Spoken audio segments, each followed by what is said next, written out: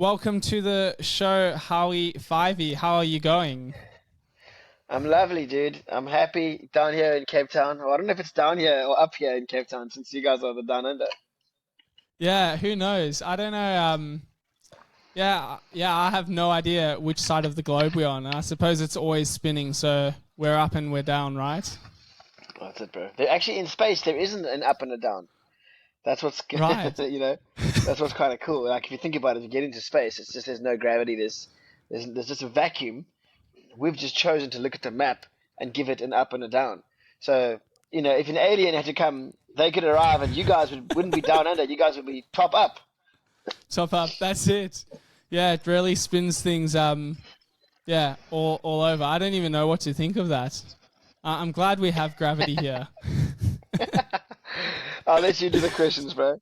But go for it. Yeah, I'm Uh, good otherwise. so so you're in Cape Town. Obviously, I know you. We've done a bit of life together way back in the day, and a lot of life has been done since then. But maybe for our listeners who wouldn't know who you are, perhaps they've come across some of your content that you've produced. But yes, for people who don't know who you are, maybe you can give a bit of a background of who is like Howard Fyvie. What do you do with yourself? What are your interests? Let's start there. So the place where most people might get hold of me is through media. So through I'm a studied filmmaker. So I've made a feature film and I've made a lot of that kind of online content, YouTube and Instagram, this kind of stuff. Back in the day, we didn't call it content creation; we just called it making videos. And now it's called content creation. So I'm like, oh, okay. But so I studied and I live in Cape Town, South Africa, and I've been, yeah, making lots of different types of content from, kind of documentaries. I made a horror feature film about zombies. I've made a whole bunch of short films from action to comedy to dramas in the township, of the kind of the ghetto. And I also do music as well, so I produce and record music. That's kind of more of a hobby, but I've released two Okay. albums. I've got the third one coming on the way. I just haven't had time to literally export and upload it.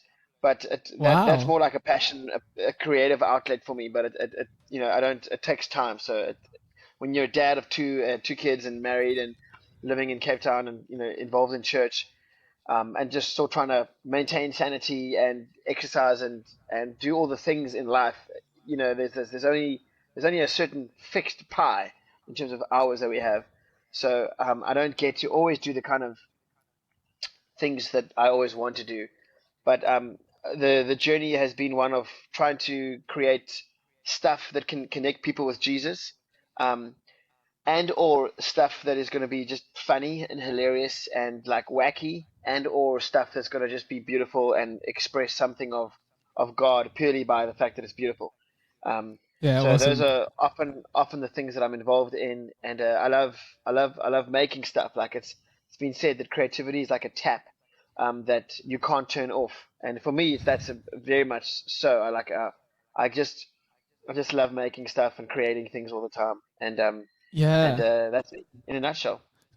Nice. So obviously you've got your hands full. You mentioned you've got two kids as well, and you've done a whole bunch of creative uh, creative things. How how do you find time to, like you mentioned that your music side of things is like a hobby and that's your creative outlet, but you're doing all this other creative stuff as work. Yeah, How I know. how do you find time for, or what does time for Howard look like to I think, rejuvenate? well, definitely too, for me, the rejuvenating time for Howard is making things that I enjoy making. So like for instance, instead of Cool. sitting down and watching a movie, I'd probably want to sit down and maybe write a song, as an example. So instead of consuming creative content, I would prefer to make it. Um, Right. and I come away from that feeling very energized and very alive. And if I just sit down and watch stuff all day, and I don't. And I think even in that already, like off the bat, there's probably something to be said about how much. So if there's creatives listening, how much of your time is spent consuming creative content versus making it? Because if you're only just watching stuff all the time, but you know that you've got a creative gift in you, and you know that you're wired a certain way, and you're not acting on it, that'll eventually dwindle, and that muscle will eventually like become so much more difficult to start. So I find that like I don't want to watch. I love watching movies. I freaking love movies. Don't get me wrong, but I have to like watch out for the amount of stuff I consume. Like for instance, recently I just like binge watched like 3 seasons of this like Israeli Palestine TV show called Fauda. Before the war came out, it's quite old. It's like 5 years old. Oh And wow. I binge watched the whole like literally like in the past 2 months I watched like the 3 seasons.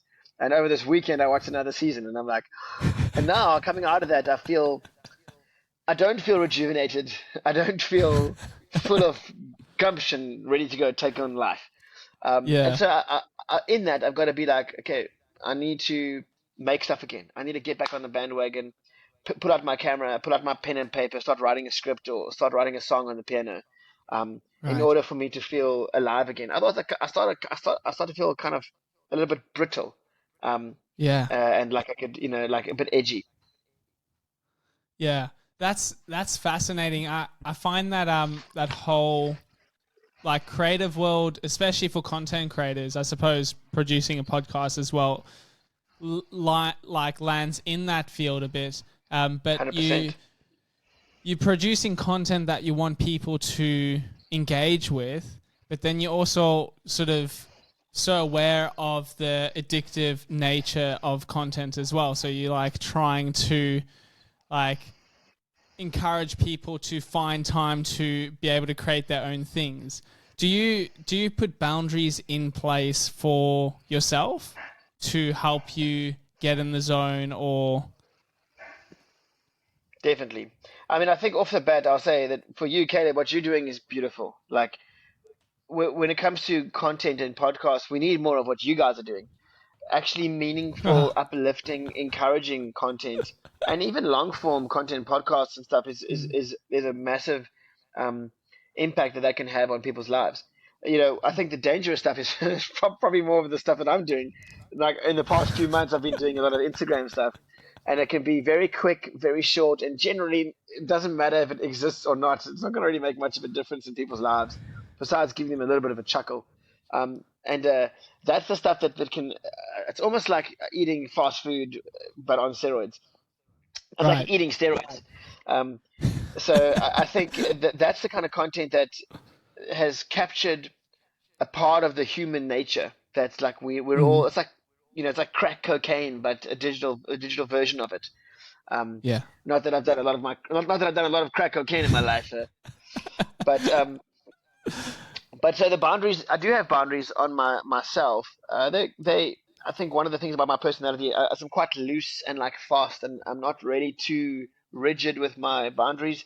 So I need to redraw them every 6 months or so, basically. But in Right. a nutshell, I don't have my phone in my bedroom, so my phone stays in the lounge throughout the night as a simple basic principle. Like my alarm goes off in another room, so I've got to get up and get out of my room and go. So my phone lives there in the evenings and then throughout the nighttime. Otherwise, I find I'm scrolling, until like midnight, and Right. it gives me a bad sleep, and it's not a healthy way of living things.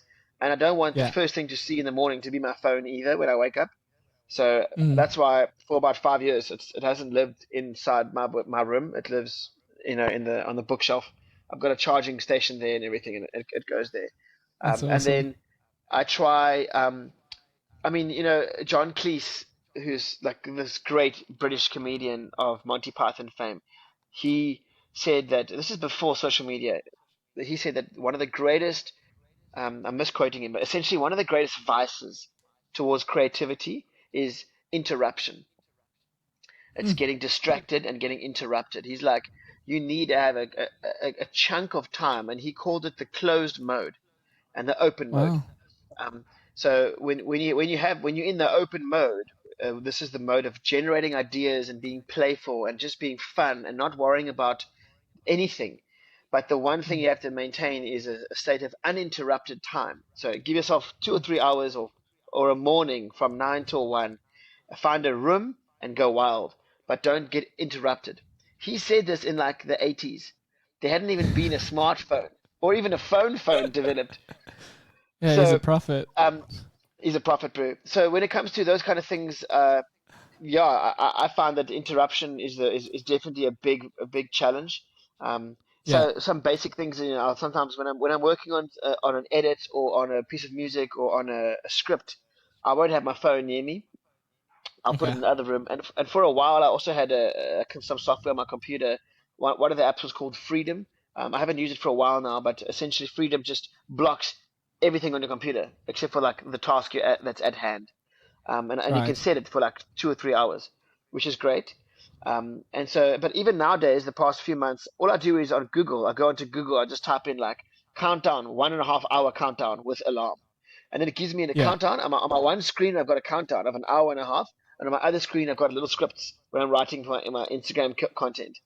And That's brilliant. it just makes me feel like I'm in execution mode now. I'm not going to get distracted, and also a bit of a rush to beat the clock as well and try and get the video Yeah. done by the time that clock ends. Yeah, okay.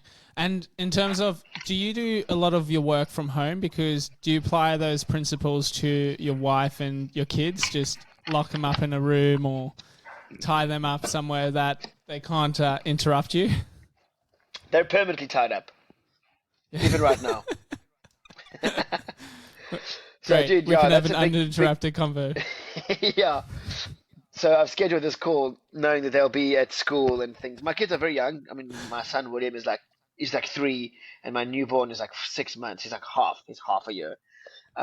So they are very vocal, and it's very difficult to try and do work in that environment. Mm. And I work from home at the moment. I've got a little Okay. office out of the back, which is separate from the house, but only by like 5 meters. And then then you're in the office, and so it's challenging, bro. I mean, I think I would like in a perfect world to actually have some office space.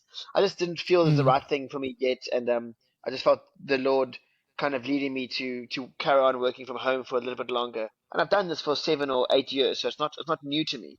But doing Yeah. it with toddlers is new to me, and that's a whole different ball game. So we'll see how Yeah. long I can keep this up. Um, but basically, I get most of my work done when they're at school, and when they're napping, and those are the basic principles. And then um, it's difficult because when they're awake and they want to come into the office and play and stuff, it's like I've got to be like, no, no, no, Daddy's working now, and they don't really understand that. So No, especially when uh, they're that age. no, they don't, dude. And like, it just makes me. It also makes me kind of. What I don't like, what it does in me, is it makes me not want him around me when I'm working. Yeah. It makes me like when I hear Right. his little footsteps coming down the corridor, I know he's going to come into my office and want to say hi, and it makes me like, oh, I don't want him to do that. I want to carry on working, and I don't like the kind of secondary consequence that it's having on me. You know what I'm saying? It's making me feel like I don't want my son around.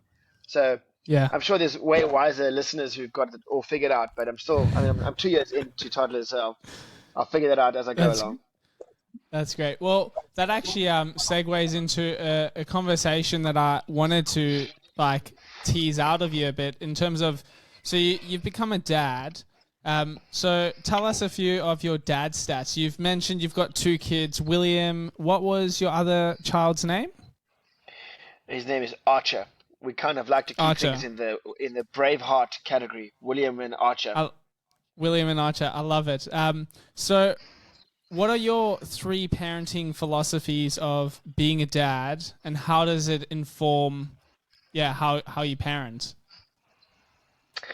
Great question. I mean, I think definitely don't have it as kind of nailed nailed down as I'd like to. But it's funny. Like before I had kids, I had all these ideologies of what parents should do and all this kind of stuff. And coming into kids, you realize that a lot of that is ideal, and it's not necessarily going to Mm. actually happen for you.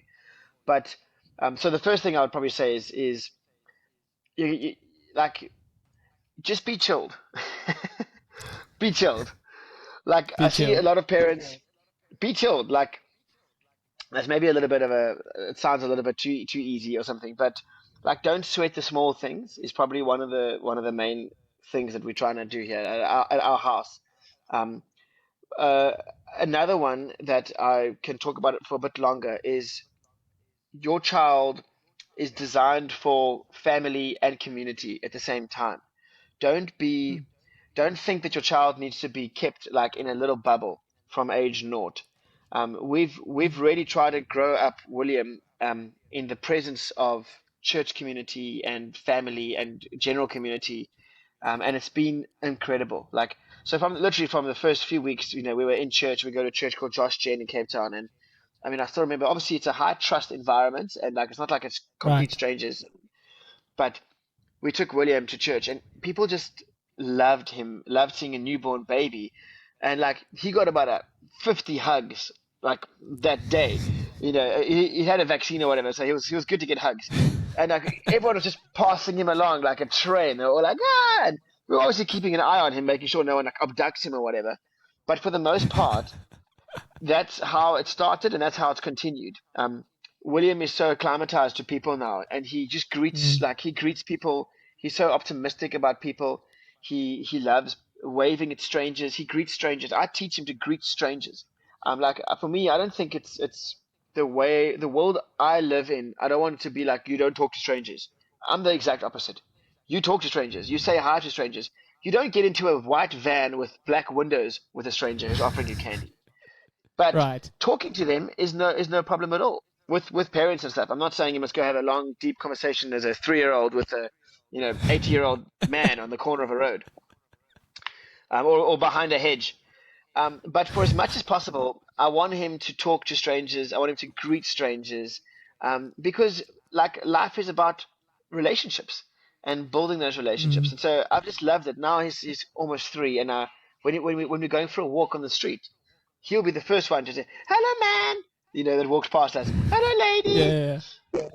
You know what it That's does to those awesome. people who walk past him? They lighten up. Their face just comes alive, and they're just like, "Oh, hi, you said hello to me." They're so excited about that. And I Yeah. think a lot of kids generally probably do that naturally, but um, there are obviously very bad people in this world, and I mean, I'm all about protecting my children, but I'm also all about them building relationships with people. He's got so Mm. many friends, William, and if you're in a cool church where there's healthy relationships, and that's so easy to do.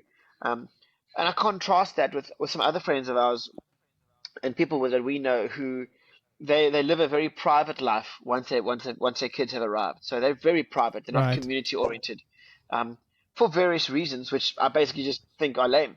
Their reasons are things like, oh, we don't want him to get sick. We don't want to interrupt his nap times, that kind of Yeah. stuff. And you know, I get it. Everyone's only got a certain capacity, so you got to choose your battles. And I get that. Right. And sometimes we'll also try and have a bit more of a structured approach to nap times or whatever. But that is Mm. secondary. For what is Yeah. primary is relationships and community, and then also like the maybe my third little caveat is the child fits into our life for as much as Very good. possible. We don't fit into the child's life. He arrives into our family as one of us. He doesn't arrive as the leader or as the one that we all kind of orient our lives around. Um, Mm. and like so practically that means if we're out somewhere and William's getting really tired, we'll just make him sleep wherever we are. Like, we'll put him in the Yeah. car and we'll drive and he'll fall asleep on the way there. It means we'll probably have a little bit of a grumpier kid, for an hour or two later on in the day. But long term, it means he got to experience a trip around the waterfront or something like that, Yeah. or he got to come with us on an adventure somewhere. So we're trying Yeah. to make him feel like he's part of the family. And obviously we do honor him, and I want to make sure his needs are met. If he needs to sleep, cool, Yeah. man. We're gonna. But as an example, last week this is a bit of an extreme example, but we were camping with some friends, and they live this kind of philosophy to the edge. Like, I thought I was like free and loose and community oriented and like making the child fit in with my life. They are like proper. Yeah. They're the Next elders of our, level. of our church. So we go for a hike. It's like 11 a.m. in the day, and generally speaking, if you got toddlers, around midday, 12 or 1, they're going to need to have a nap. So this was in my Right. mind, but I was like, we can maybe push him until midday, and then he can nap wherever we end up hiking. We were going through a waterfall, so but we're driving, and then like the hike was supposed to be like an hour or two. So we park the cars, and then Luke, who's the pastor of our congregation, says, guys, instead of going for like a 2 or 3 hour hike to get to the waterfall, I can see a shortcut through this field and bush and mountain. Are you guys up for climbing this fence of this farmer's property and bundu bashing? And I'm like, Is that let's do it. And advised my in wife, South Africa to do that? yeah, it's in Suriname and like it's a very safe area and everything Oh like that. yeah, So it's yeah, um, so we just started climbing, like essentially walking bundu bashing, which means like taking our hands and just pushing away the trees and stuff. And we finally we're doing this, and it got so thick. The bushes were like proper thorn bushes, and like I'm strapping William to my back, and Archer's on my wife's back, and I was so proud of yeah. us. Like eventually, 2 hours later, we had to cross a actual river. I'm holding my son like Archer above my head, and the water takes me up to my mouth, and I'm like, like obviously it was only for a That's few seconds that I unreal. was. It was for a few seconds that I was that deep. Um, but there's a lot of us, and so I'm holding him up, and we go through the water, and it's not like anything's going to happen to him. It's just uncomfortable Yeah. for me as a dad, like carrying William and Archer across this Yeah, little yeah, river. yeah. But we got to the super cool waterfall.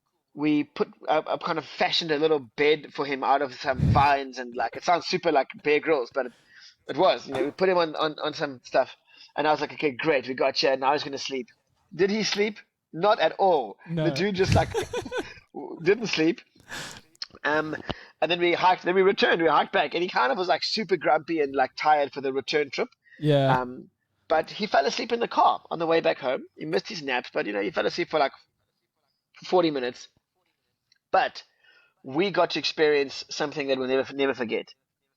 Walking Oh, across a that's river with our children, getting to this waterfall, and like it may have knocked our schedule off him, or like our sleep schedule, but like that's secondary to us. Sleep schedule is secondary. Um, yeah. like living life is primary, and I want him to embrace those kind of memories, and I want to make a life of adventure for him that isn't just purely based on like whether or not he naps or whether or not he's talking to people that he only knows.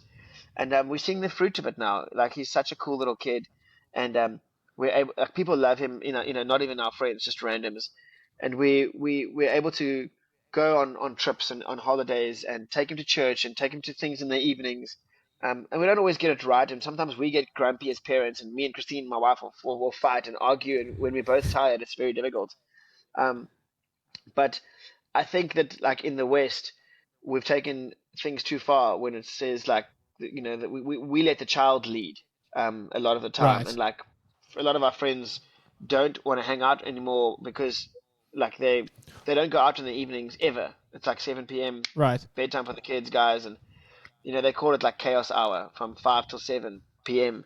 Yeah, when you the got to witching bath the hour or kids, something. witching hour, bath the kids, feed the kids, put them into bed, read them stories. That is true. It's a difficult few hours, but if you have capacity to invite someone into that space, they can help. Like sometimes we've got friends here, they Yeah. hold William while he's out of the bath. I'm like, hold this kid. I go get dressed, come back and take a dripping naked baby from somebody, and I put his nappy on, I give it back to that person. I go get the next kid out of the bath. Stuff like that. And That's that's living in brilliant. community. That's living a life of adventure and a life of it's a life that's open as opposed to a life Yeah. that's closed. And that's the kind of space we wanna do. And those are some of my dad tips.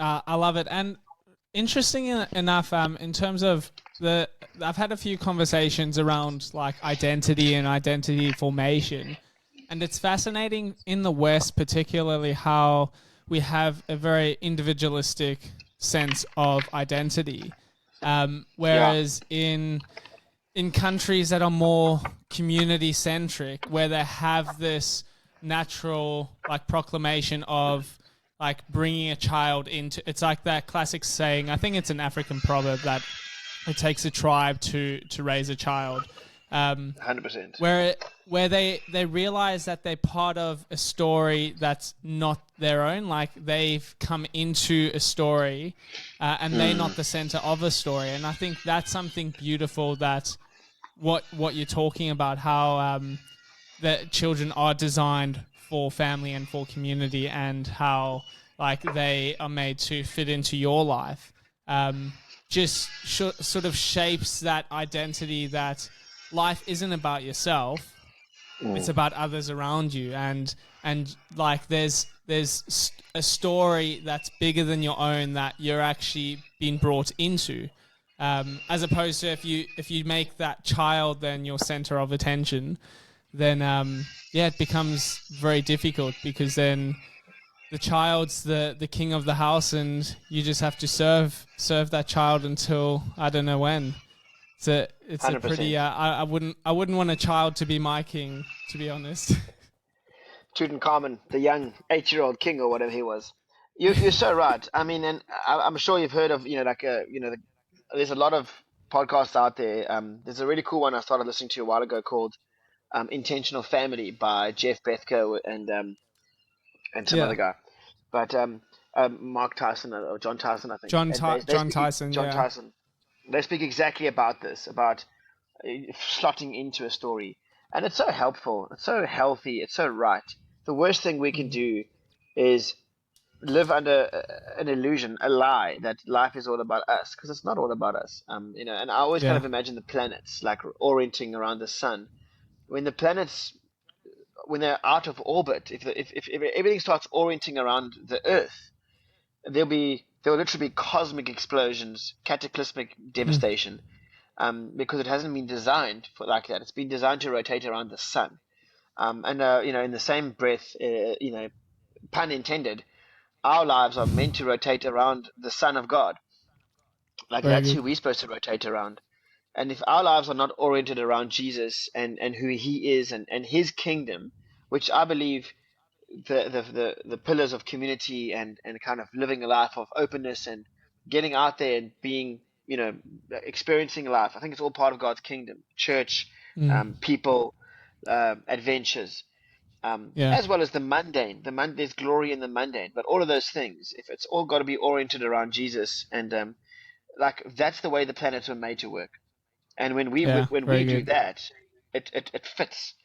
But when we don't, and when we decide, hey, Sun and Neptune and Venus orient around me, first of all, that's physically impossible. Life doesn't orient around you. But that's why we end up with such a messed up perception of everything in life. And I mean, I don't think there's definitely a correlation between mental illness these days, the past 20 years, and the rise of individual like culture on steroids nowadays, with social media and all this kind of stuff. So I'm Mm. big on trying to counterbalance that, because I mean I live in Cape Town, which essentially is a African country with a bit of a Western city mindset, and in South Right. Africa in general is split almost down the middle between a Western mindset and an African mindset.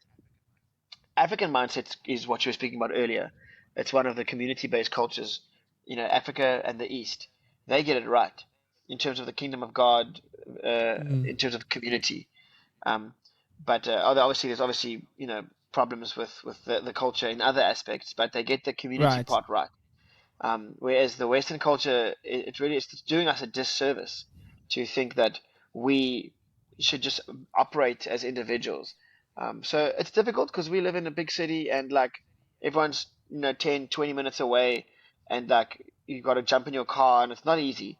But we've tried to build our life in a way that will Mm. make that a little bit more possible. Even if you can nudge your life from one step forward to another step in terms of community, Yeah. do it. So Um, so yeah, it sounds like you've been pretty intentional around the way you live your life and the way you approach parenting, and even the way, as we spoke earlier, the way you approach your like creative process.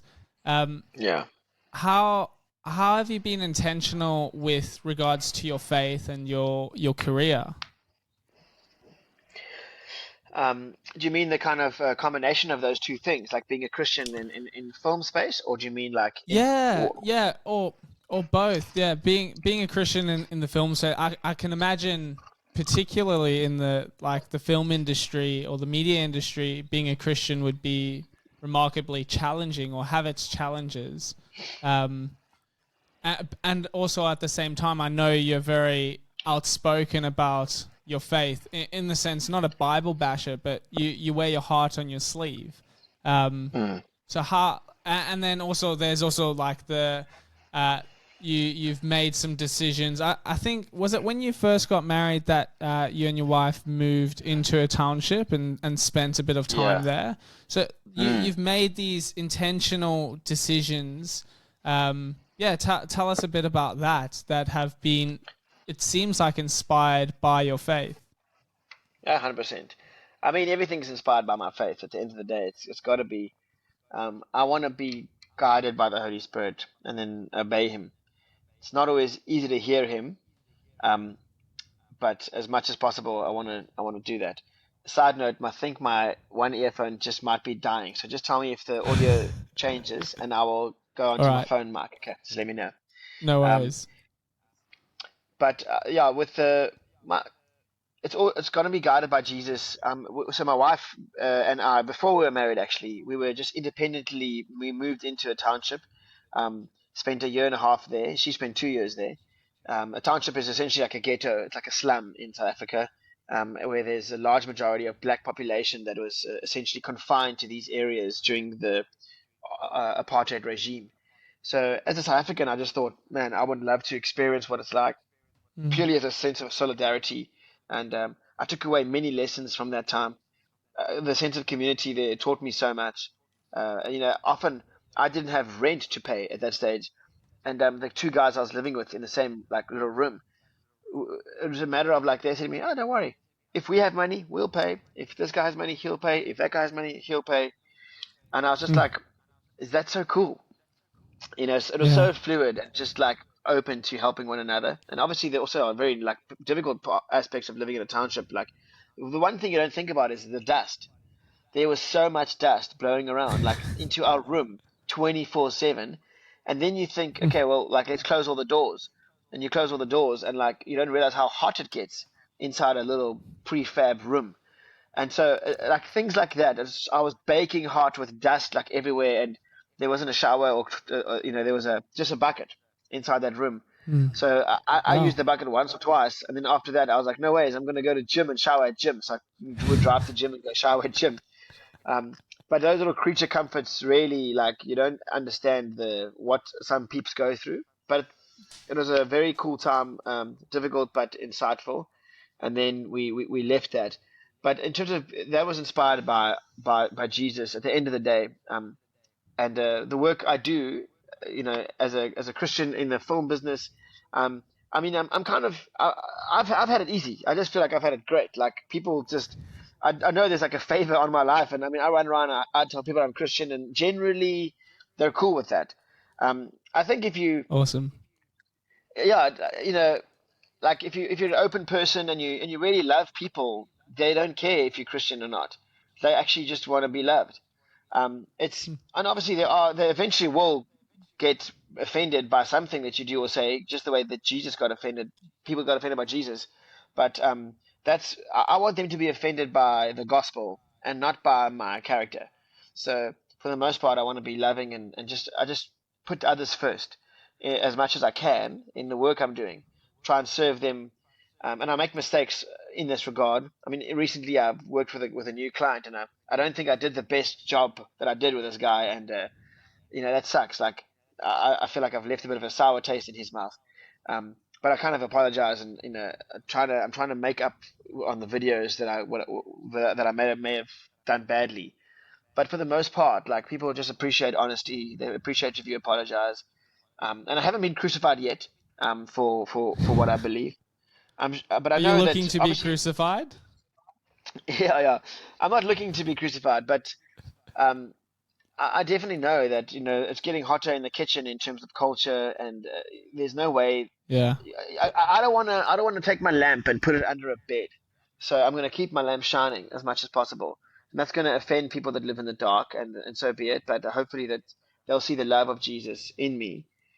I mean, Jesus loved everybody 24/7, but they didn't crucify him for how nice he was and how kind and loving and compassionate he was. They crucified him for what he said, Mm, plain and simple. It's for what he said, the claims that he made. And essentially, I want to encourage Christians that listening, is to have a life that looks like Jesus, loving and self-sacrificial. But say the things mm, that Jesus said as well. Don't shy back. Don't hold back from saying the exclusive claim that Jesus is God. That's people Yeah. don't like to hear that. Um, the claims around Jesus and sexuality and how he sees marriage and these kind of things. People don't want to hear that anymore, but that's why they killed Jesus. And essentially, we are all going to be called to die to ourselves in various ways. I haven't really had massive backlash because obviously in small personal moments when I'm maybe on a film set, um, those moments end up being, if I'm on a film set and find an opportunity to share my faith with somebody, just maybe during catering or something random like that. Generally, people are super open to hearing that they are loved. Um, Mm. they don't always want to hear that they've got a problem called sin and that it's, you know, but they want to know, but they'll take it if they've seen love in you. So like that's kind of how I try to live. I try to live, lovingly and like open and honestly and this kind of stuff. And if there's a natural gap, maybe I'll share my faith and or even not, Yeah. like I'll just find like little random moments. I'll be like, oh cool, thanks man. Hey, Jesus loves you, or something random like that. Or I'll be like, oh, I'm going to church this Sunday, I can't make that party or whatever. Then they know, hey, I'm a Christian. I want them to know that Yeah. I'm a man of faith because like that's what we're here for. I love it. And in terms of you're obviously a very confident man. Has doubt ever played a role in your life? And if so, how have you journeyed with that? Definitely. I mean, you mean doubt in terms of my faith in Jesus? Yeah, doubt. Yeah, yeah, for sure. Um, 100%. I think doubt's a very natural part of our walk, and I started. I've had a few moments. Probably when I was a bit younger in my teens, I was just grappling with the question of like, is Jesus really God? The explicit thing, and even reading in the scriptures, it's a bit difficult to actually see where does Jesus actually say, "I am God?" Because I knew that he was the Son of God, like kind of. And then in my mind, I was like, okay, so is he like a demigod, like Hercules? Like, where's he at? How do I know that he actually also is God himself and not just like Mm. kind of an infant of God or because we're also sons of God, all this kind of stuff. So I think the way I've combated that is I think firstly actually vocalizing it. You gotta bring those Mm. questions to like a trusted leader or somebody out there or to God himself. Take it Mm. in prayer, and then do the research. I started reading the Bible, like, and I came across a couple of cool scriptures in the book of John where Jesus literally says, like, before Abraham was, I am, and like stuff like that. So I found my answer. I found what I was looking for. There's enough evidence. It's actually Mm. all implied across Scripture. I just didn't at first see it. Um, that Jesus actually is God Himself, and there's the exclamation of Thomas, like my Lord and my God, and Peter and all these guys. There's so many of them actually, but it's kind of weird. Like God doesn't spoon feed people. Like He doesn't Mm. like spoon feed us. Like it's all there, but it's hidden under one little layer of curiosity and of like devotion. And Very like good. you have to seek Him out. You have to seek the Mm. Lord. He seeks us as well. But you have to return that seeking thing. It's not like you can just chill and kind of think that you're gonna get all the answers. Mm. So prayer. I read a book called The Evidence That Demands a Verdict, which was very cool as well. And I'm very passionate about um, essentially making sure that what I believe is as true as it can ever be.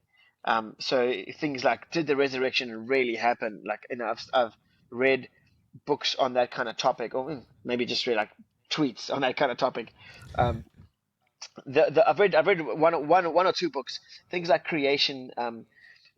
Like the big questions that I have in my mind. How do I trust the Bible, the authenticity of the Bible? Yeah. So I've had those, and I really love my faith getting boosted when I find the answers to those questions.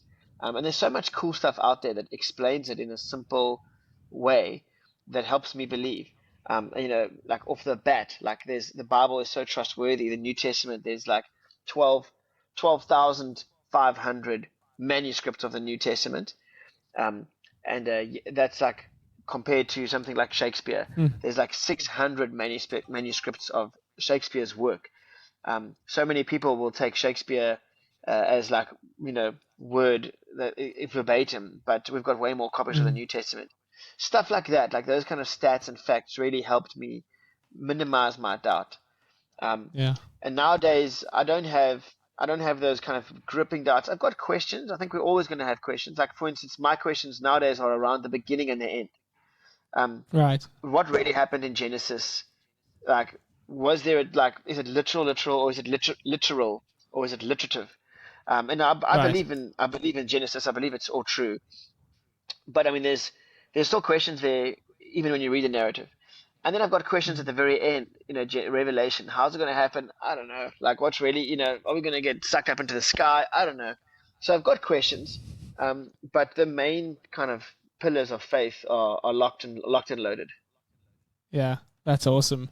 And in terms of like on your creativity side and coming into finding out like what you enjoy doing and what you're good at and what you're passionate about, how has how have you had much doubt in that space? Because you're very talented in what you do, and it's clear. Like I love your recent toddler style introduction to sports such as Rugby. like rugby and cricket. I absolutely love it. I encourage our listeners, if they haven't seen it, just search it up. It's fantastic. But have you had doubts in terms of your ability to produce things? 100%. I mean, the every creative doubts themselves more than anyone else doubts them. I'm permanently doubting myself, which sucks. But I've grown to minimize that voice in my head. It's in everyone. It's in every single person's head. That tells them they're not good enough. No one cares about what you're about to make now. You suck. You're not gonna impress anybody with this or whatever. So it's always there. It's just gotten softer and softer. Um, and the challenge is to not let your identity really get thrown into the bowl of stew along with your creative output. You got this bowl in front of you. You're making things. You're throwing it in there. But as creatives, we also throw our identity into that bowl as well. And then when somebody Right. says, "Oh, this video that Howard did, like he's racist or whatever, or he's a bigot, or he's a freaking immature, or he likes fart jokes, or whatever the words are, or he doesn't understand what he's talking about." Um, Right. it's difficult, but like you've got to try and find your identity from somewhere else. Obviously, I believe that's in the work of Jesus, like in his death and Mm. resurrection. So I'm like, cool, God, that's who I am. I'm a son of God. I'm beautifully and wonderfully made. So I'm gonna go and output. I'm gonna make stuff, and there's a part of me that's always gonna go out in everything I make. Um, but I don't want it to be the bulk of me. I don't want it to be like, Yeah. my I can't have my needs be met by Instagram comments and by affirmation of people. I think that's the crux. Like, we've Yeah. all got a need for affirmation. Like, I've got a need I need to be affirmed. So do you. God built Mm. us with that need. So it's cool to know that. Okay, cool. I was designed to need to be affirmed, to need to be encouraged, and to need to belong, and to need to feel significant. Those four designs are in me. God put them there. How am I going to meet those needs? Am I going to try and get enough likes on Instagram or enough likes on my podcast to fill that? It's never gonna actually satisfy. Or Mm. am I gonna go to the one who put those needs in me for the first place, which is Jesus, and the Holy Spirit, who's called the Comforter. So the Yeah. Very Comforter good. can come and comfort me. He can come and make me, and like so. Literally, bro, the past year I've done a lot of work on myself in that regard. I've had like a counseling session with a lady in our church.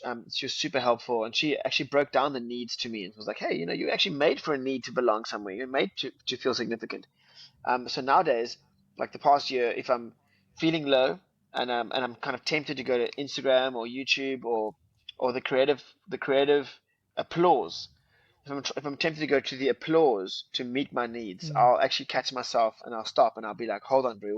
What's driving this motivation? Um, is it a need to feel significant?" And then I'll remind myself, I am significant because Mm. God has made me. And then I'm like, what else has God made? He's made freaking Himalayas. He's made Neptune. He's made dinosaurs.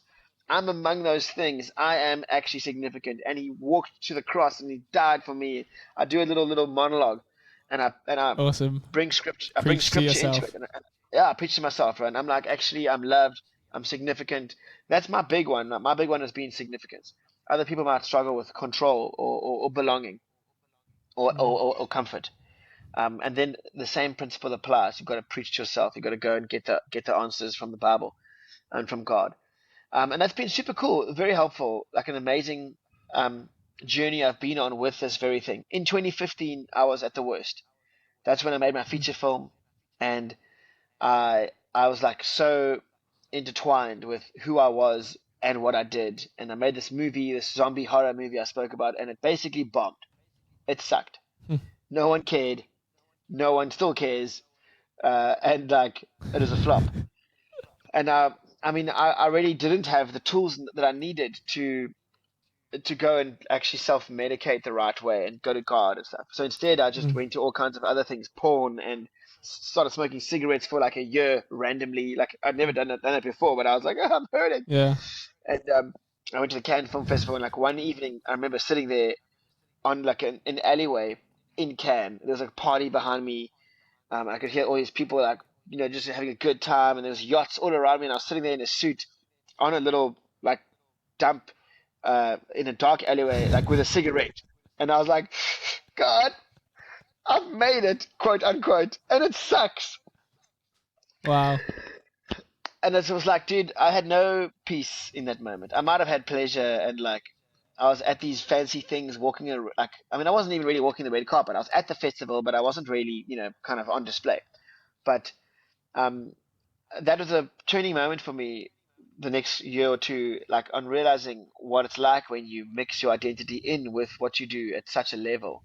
I didn't know that I had these needs that could be met by valid places. So yeah, dude, for the next year and a half, I try to get off those smokes that I was picking myself up on, and trying to get off the bad habits and kick, Very and good. then the irony is that How I did took you what I go did. about doing Yeah, that? Sorry. Oh, no, go yeah. for it. In terms of how did you go about like taking those steps to break those bad habits? What did that look like?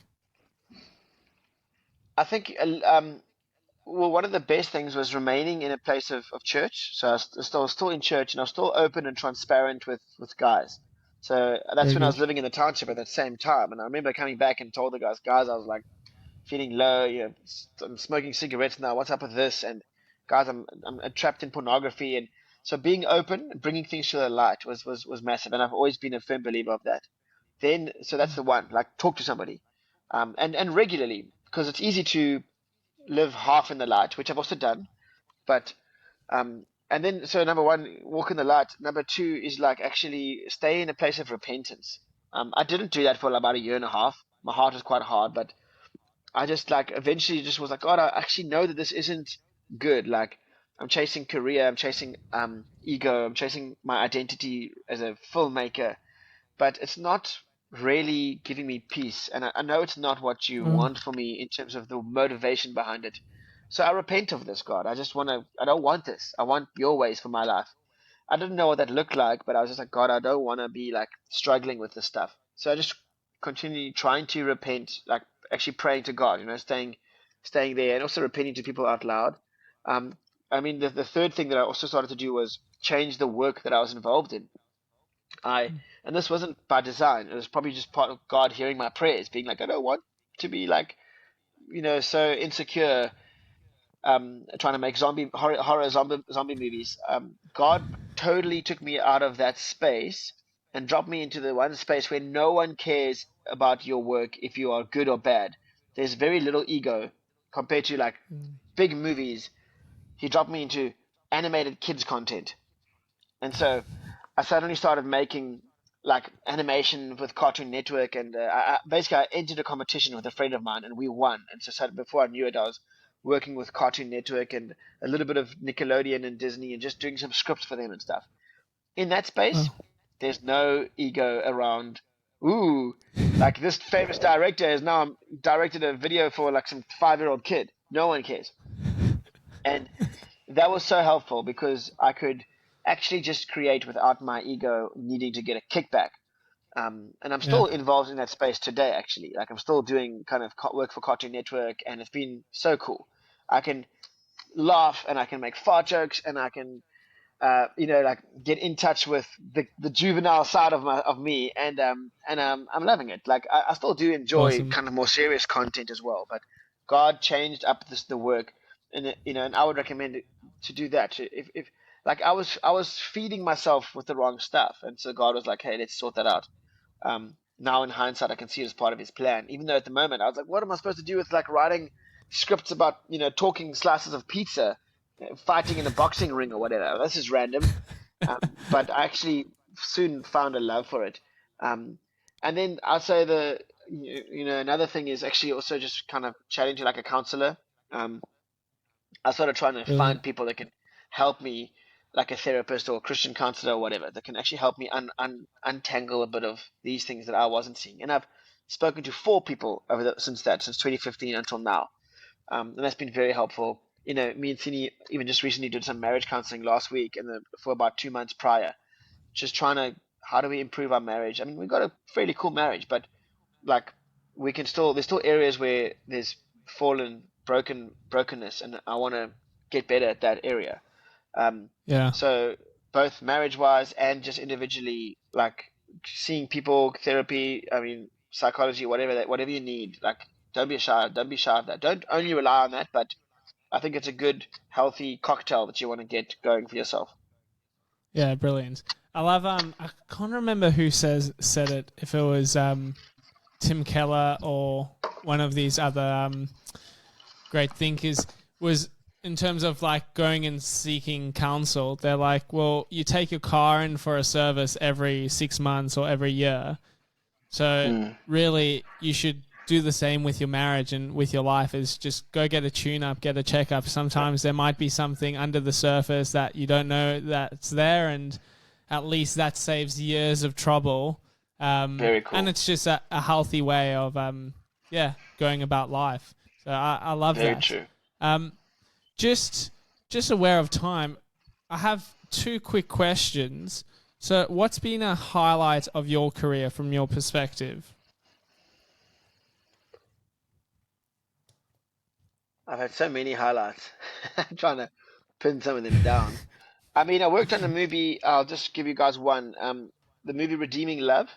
It's a kind of big Christian movie that came out 2 years ago, and I did the Mm, behind the scenes on that. So it's not quite like a status highlight, but it was a highlight in terms of the whole experience, like being on a big movie set that's actually trying to make a story about God was so cool. mm, And they filmed it here in Cape it's Town, and awesome. I got to, yeah, I got to like make some really cool content. And from that one job, I ended up working with that production company again. They also worked on God's Not Dead and a few other films. And then they flew me to America the following year, where I went and Mm, did some script writing with them, and it opened up some cool doors for me. So that was probably one of my highlights in terms of actual that's like awesome. work output. Yeah, I love that. Oh, man, I've got, yeah, so many other questions could ask on that. But another question We'll is do a part two, obviously, bro. yeah, so keen. I'll hold you to that. Yeah, I'd Chat love to. GPT, what are your thoughts? And in terms of a creative, you're in the creative space. This is a lot of talk around how it can affect it. Are you scared? Are you excited? Artificial intelligence, Chat GPT, what's your thoughts?